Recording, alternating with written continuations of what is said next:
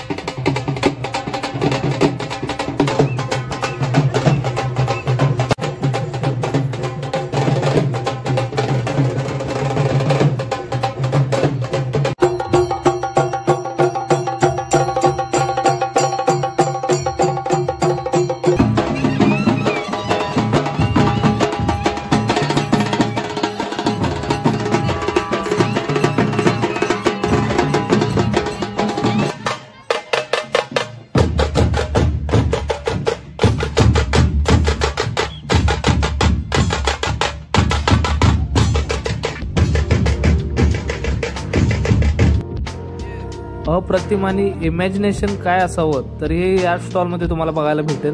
वेगवेगळ्या प्रकारच्या डिझाईनचे घड्याळ, शिवाजी महाराजांची मूर्ती, तसेच स्केच वेगवेगळ्या प्रकारच्या, खूप प्रकारचे आर्ट्स इथे तुम्हाला बघायला भेटतील। त्यानंतर आपण फायर पान ट्राय केलेलं आहे। त्यानंतर अशा प्रकारचे तुम्हाला बॅचेस भेटून जातील 50-50 रुपयाला।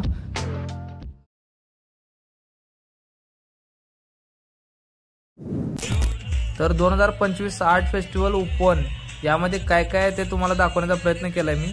तर व्हिडिओ आवडला असेल तर नक्की लाईक करा। पुन्हा भेटू अशाच नवीन व्हिडिओमध्ये।